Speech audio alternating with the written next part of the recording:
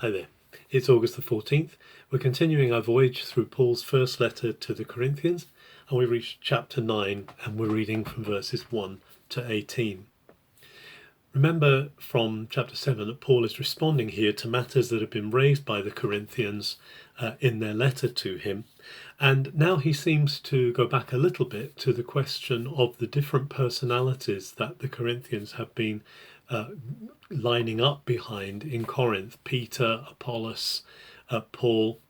And there seems to be a suggestion here in what Paul is writing that there's been an accusation that he's not really an apostle, he's not a true apostle. Maybe like someone like Peter, because Peter has been with the Lord.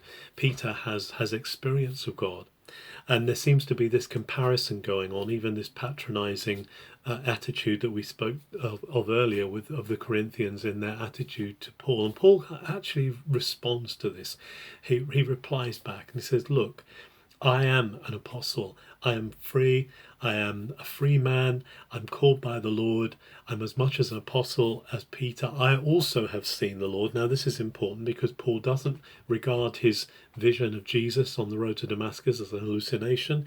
He sees it as a real encounter with the living Jesus. So he says, I also have seen Jesus. And he's saying that I actually have the rights that other apostles have. Now, one of the questions he raises here, and by the way, he also says that the Corinthian church is the seal of his apostleship. After all, it was Paul who was there, who first went there with Aquila and Priscilla and first spoke the good news of Jesus and set up the community. So now for there to be a suggestion that he's not really an apostle or he's not had a part in their growth, it must have been a real shock and a real hurt to Paul, because he actually says, no, you are my seal. But now he's talking now about the rights that apostles have, the rights that those have who actually live by the gospel. He says that those who work in the gospel, those who labour in the gospel, those who give their lives to serve the gospel, do have a right to have the fruits of that. And this is indicating perhaps that Peter, Apollos, others have actually been supported by the church. And so have their wives, it seems. When it says they have a right to travel with a believing wife. So it's not just the apostle who's received, but also the apostle's wife.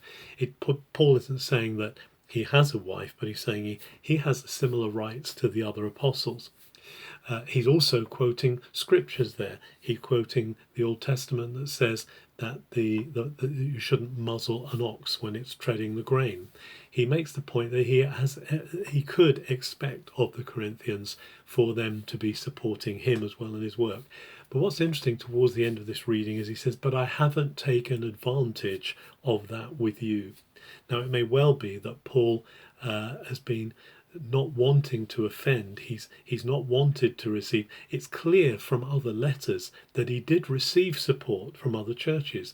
We know that he was receiving support from Philippi and from other places, Thessalonica. Other churches were supporting him, but perhaps he's not receiving it from Corinth because he realizes that they have problems, they have issues with him being supported in what he does, and therefore he's held back from doing that. He's held back from actually receiving anything so that he can be seen not to be in it for the remuneration, but he's in it because of the gospel. And so he makes it very clear that what he's doing is he's doing of his free will. He's doing because this is his calling. He's not doing it because of what he gets out of it. But he does make the point that he is an apostle. It's very important here that we recognize that there is a gifting that God gives which is worth supporting, that when we see men and women released to their calling, that there is a place for them living, for them being blessed, so that they're not encumbered with financial stress and strain as they give themselves wholeheartedly to the good news. It's sad that sometimes there is the attitude that the Corinthians had. It's clear that the